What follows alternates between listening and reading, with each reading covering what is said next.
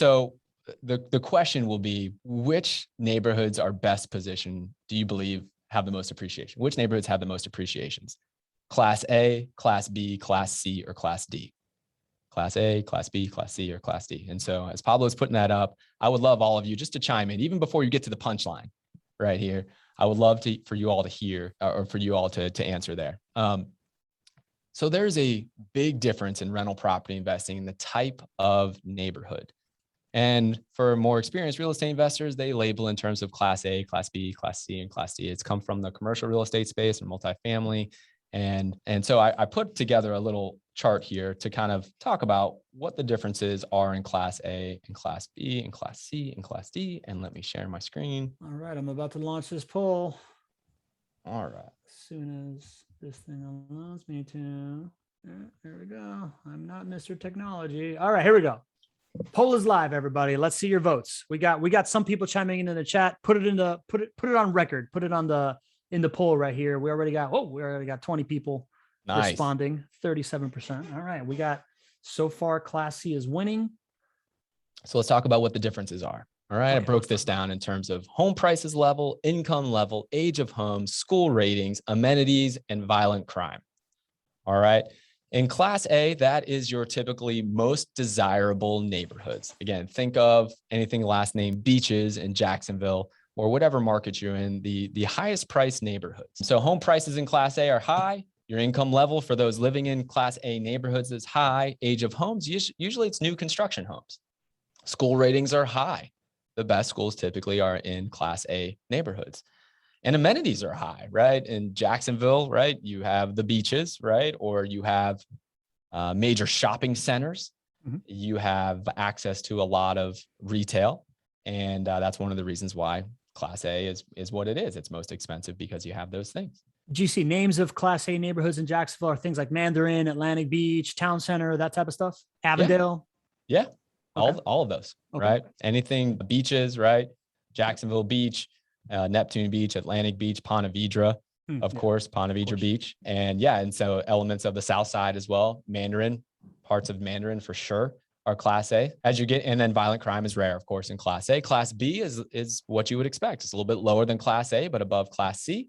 Home prices level still, middle. When I say middle, I seem around median home price and above, right? And median home price in Jacksonville is a little bit over $300,000. So middle and above there. Income level is middle. Age of homes, you have a mix of new construction homes and older homes. School ratings are average and even a little bit above average. Amenities, you have some, and violent crime is rare. Now let's go to Class D, right? Class D is not a place that JWB invests.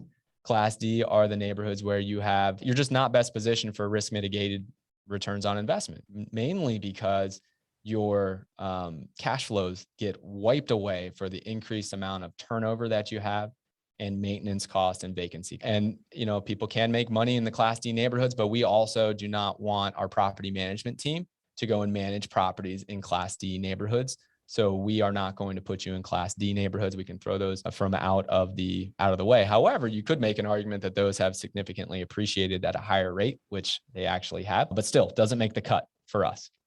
Class C.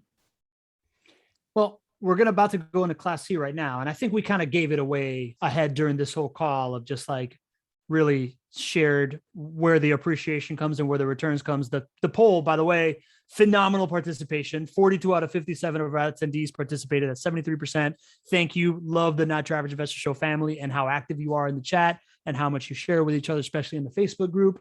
But we've got 29 out of 42 people knew that it was Class C neighborhood. We got 2 out of 42 in Class D, 8 out of 42 Class B, 3 out of 42 Class A. Tell us about Class C and why it's so attractive, GC. Yeah, so Class C is where JWB lives. Those 9 neighborhoods are all in Class C neighborhoods.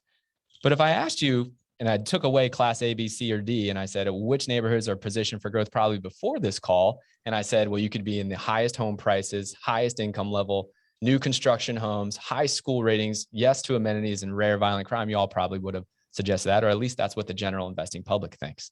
But Class C has presented the 9 fastest growing neighborhoods in Duval County and 9 of the 21 fastest growing. Why is that? Well, our home prices are low, right? They are below middle income, are below the median home sales price. Our income level is below middle income. We are largely older homes in these neighborhoods. Now, caveat to that, JWB builds new construction homes in C-class neighborhoods. So it's a little bit of a caveat there, but generally these are older homes in established neighborhoods.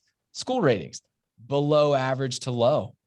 We get a lot of clients or potential clients that call up and say, I really want to talk about school ratings. And we just share with them that, school ratings are one thing to pay attention to. I would love it if the school ratings in our neighborhoods were higher, but I understand that if you want to get high school ratings, you have to give something else up. And the best opportunity for risk-adjusted returns are in Class C neighborhoods where you have below average school ratings.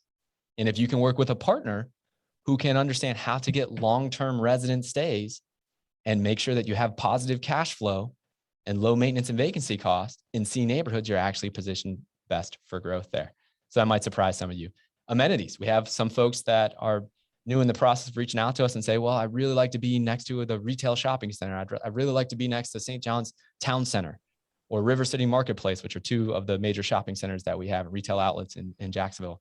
And I say, no, we're not going to be close to there. My sales team will certainly let you know, if that's a priority for you, then the goals probably are not aligned for you to be investing with JWB, because that is not a priority for us. Our job is to produce the best risk-adjusted returns. So no amenities or very low on amenities, and violent crimes, rare.